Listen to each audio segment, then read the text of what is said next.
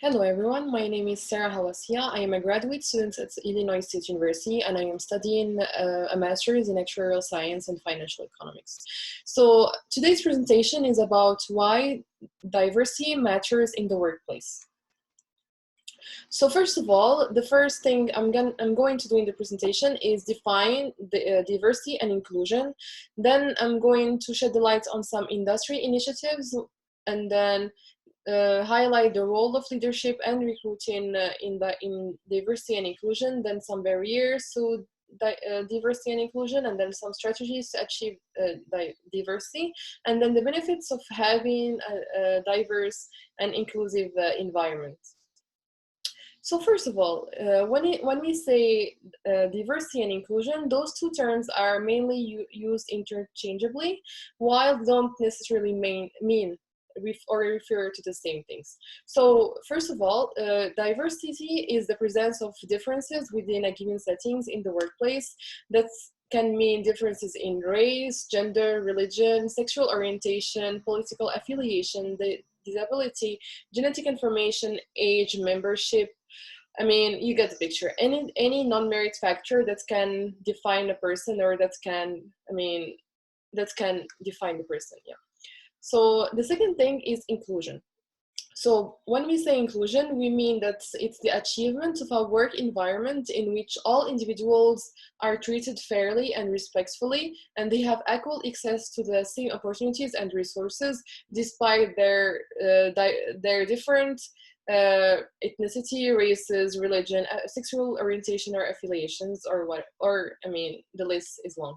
So when we say diversity and inclusion, we mean that the person should have access to all the resources, and all the people should be treated fairly despite their differences, whether them being race, religion, ethnicity, color, gender, or you name it. So now, after we have defined diversity and inclusion, now we're going to move to some industry initiatives. So what I refer to by industry is mainly the insurance industry. So we first have the Insurance Industry Charitable Foundation, or what we refer to as IICF.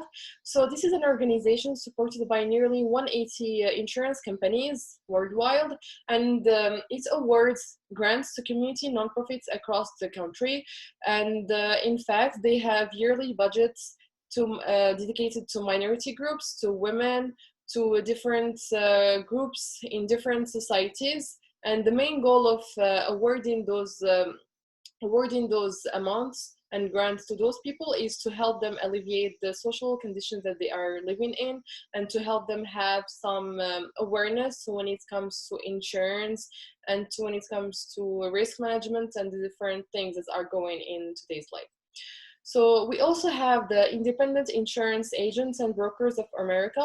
So this agency mainly targets diversity task force, and it compromises of many insurers and many insurance agents, mainly the ones in Latin America, African, and mainly the Latin American agents, African Americans, Asian Americans agents, and also it targets insurance agents from different minority groups.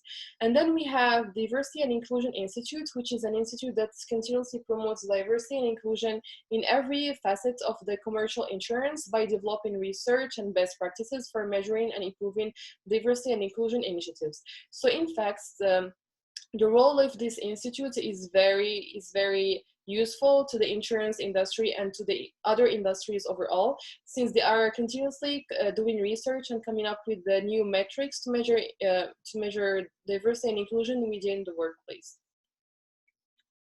So now, when we are talking about diversity and inclusion, we are mainly talking about two things. We have the internal initiatives, and which are the initiatives that are performed by people inside the organization, and then we have external initiatives, which are the ones performed to target the other audience, the customers, and the other competitors and the other people.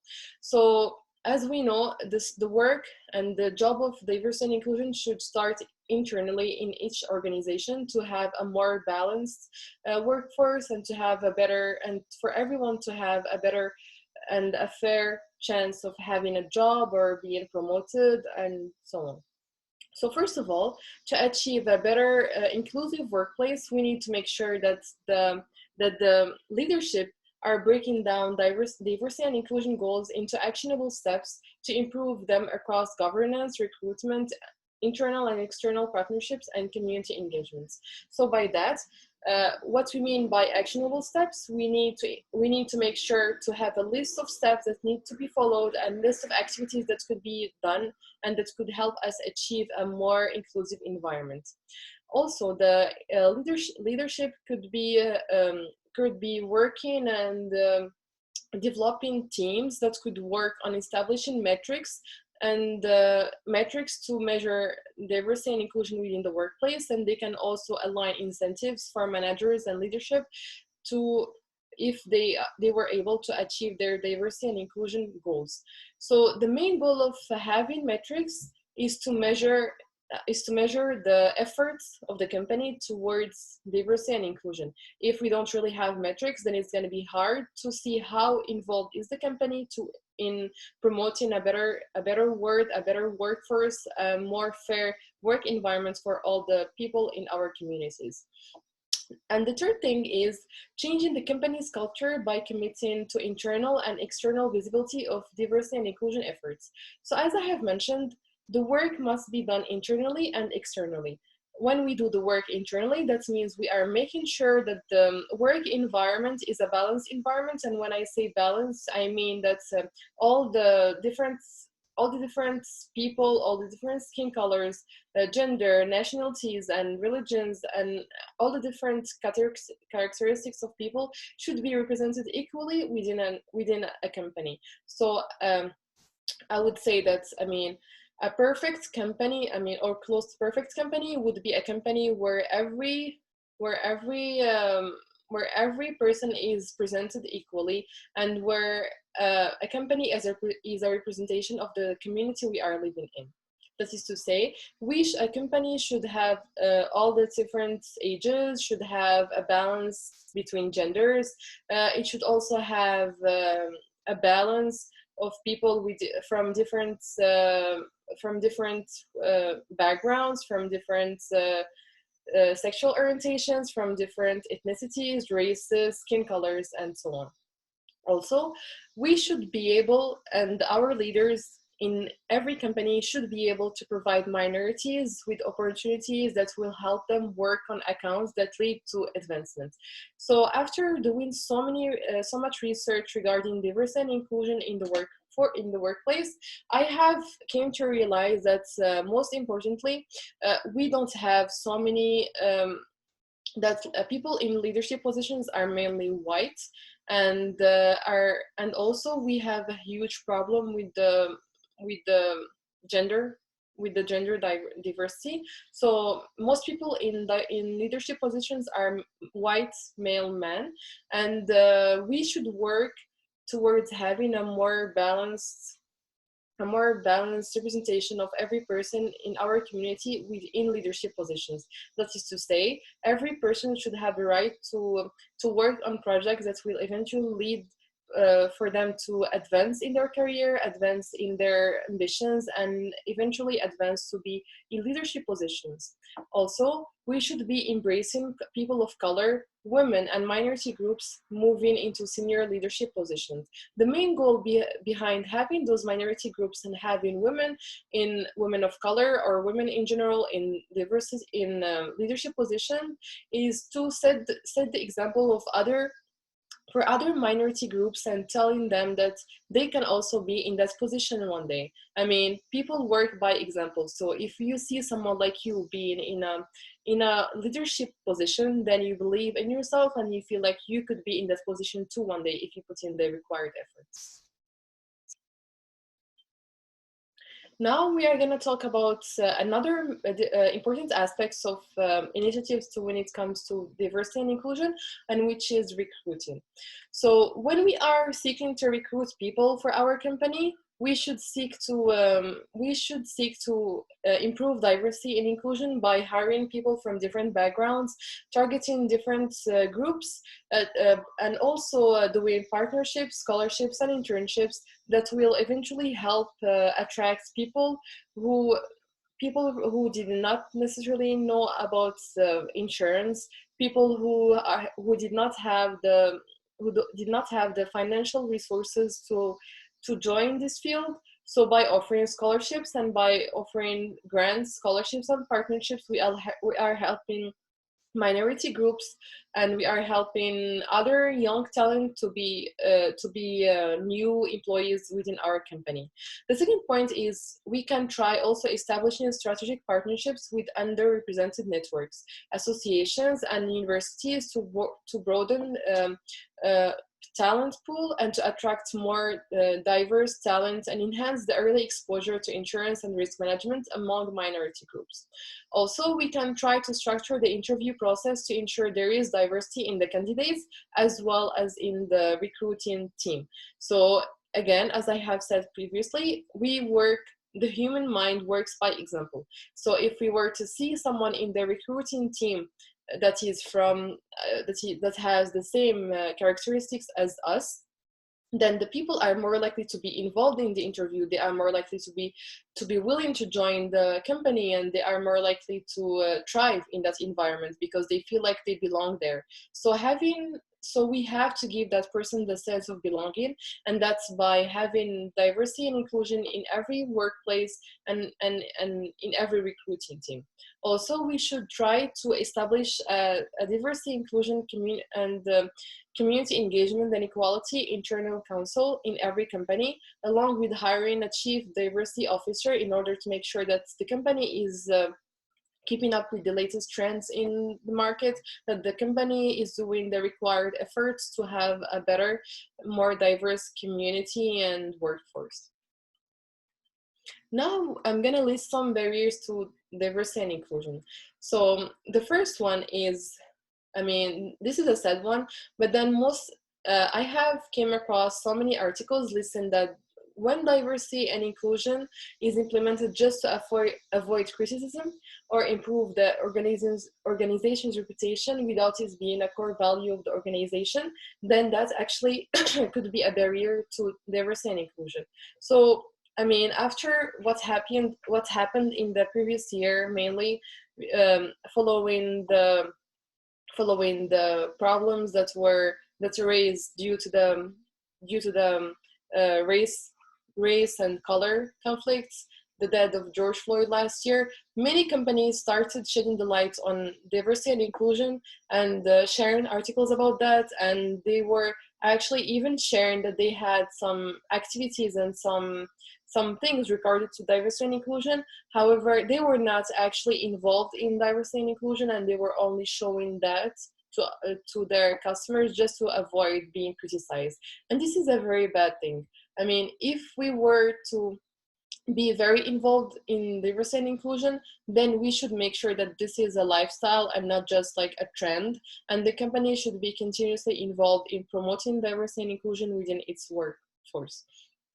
Also, if we are not continuously providing trainings on cultural sensitivity, and we are failing to recognize the unconscious bias, then we may be downsizing we're not really doing very well when it comes to diversity and inclusion. So what we mean by the unconscious bias, then the recruiting teams sometimes may tend to prefer men over women, or to prefer some race other than another race, and that could lead to a bias within the company in which we're going to have an imbalance between the different races, religion, and cultures. So when we prefer a candidate over the other based not on qualifications, but based on some characteristics such as religion, race, and all the different personal characteristics of the person, then that could be a problem. And we should make sure that our recruiting process should be unbiased and free of every judgmental thing. and we should make sure that every candidate has equal chances despite his background, social background, skin color, race, and so on. Also, we have some companies are actually doing selective hiring tests. And what I mean by that is that sometimes white men tend to get a pass, while women and minorities tend to usually be sanctioned since results are not interpreted consistently. So when men tend to have a pass and then women um, tend to be like tested, then that could lead to a company having more men than women, which could lead to a gender problem. So we're not going to be having any gender diversity within our organization. Also, we have the last point that I'm going to share to you is the one related to mandatory diversity trainings. So having mandatory trainings could lead the people to actually having adverse effects. So instead of the instead of people doing mandatory diversity trainings to learn more about the different people in the community and to learn more about diversity and inclusion, when people feel like they are obliged and required to do those mandatory trainings, then actually they could develop some anger, some resistance, and that could also lead them to having some animosity toward other minority groups afterwards. So we would like to avoid that. So the findings of so many researchers have found that it's better to make those trainings not compulsory and to actually leave them as non-mandatory. So if people were to have an interest and wanted to learn more about diversity and inclusion, then they could join those meetings and trainings. And also the company instead could try to raise awareness to diversity and inclusion by doing other things, by having some different activities, by incorporating diversity and inclusion as a lifestyle and not necessarily as a weekly activity that the employees are gonna attend. So after all, diversity and inclusion is a pillar of every organization, and it should be incorporated as such. Now we have some diversity programs that were effective in getting the required results. So first of all, we have voluntary trainings. As I have mentioned, unlike mandatory trainings, voluntary trainings were found to have a very good effect on minority groups. So we can see in here that voluntary trainings were, after doing voluntary trainings, we had an increase by 13.3% of Black men and 12.6% of Asian women and 9.3% of Asian men. Also, we have self-managed teams, we have cross-training, we have college recruitment for women, we have college recruitment for minorities, we have mentoring, diversity task forces, diversity managers. So actually for college recruitment, it's actually targeted the women, and it turned out to be a very good initiative to target women and make them join the insurance industry. So now you may be wondering why it's so important to have diversity and inclusion within each company and within each organization. So the benefits of that are very obvious.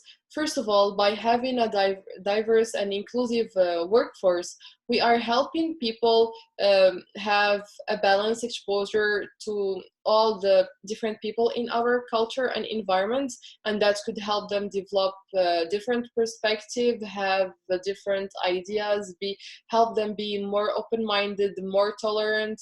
And when it comes to the financial aspects of having diversity and inclusion within the workplace, then we have in here, according to a study done by a McKinsey company, they have found that gender diverse and ethnically diverse companies in the top quartile for diversity are 15% and 35% respectively more likely to financially outperform those in the bottom quartile.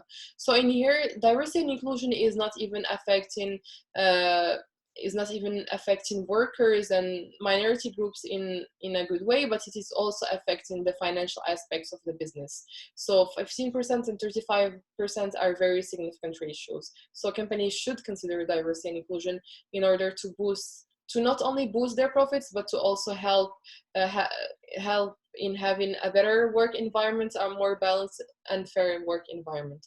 Also, according to the same study, they have found that for every 10% increase in racial and ethnic diversity, earnings before interest and taxes have risen by 0.8%, which is a very significant ratio as well. Also, when we have a diverse and inclusive workforce, whether it's being in the managers, leadership, or just in the frontline workers, then we are more likely to deepen our customer relationships. You may be wondering why and how is that possible? Well, in fact, when a customer may come to your company and then he finds that there is a person who looks just like him, or that the person is from his same background, then that customer is more likely to develop a bond with your company, and that customer is more likely to be loyal to your company. So, I mean, it's all about building that sense of belonging. So when people feel that, they are more likely to be loyal to your business.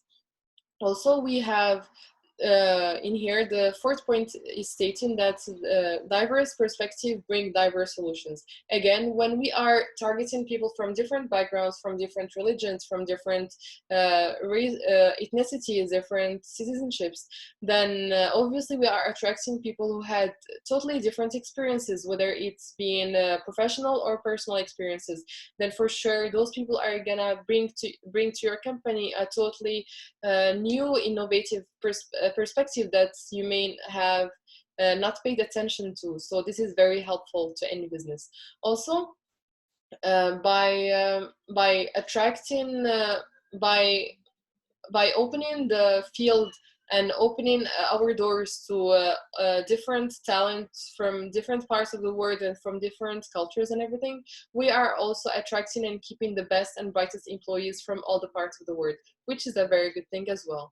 And then the last thing is the ability to compete in new industries and geographies. So by acquiring those diverse people from different backgrounds, then we are also acquiring their tools, we are acquiring their competencies, and we are acquiring their different languages.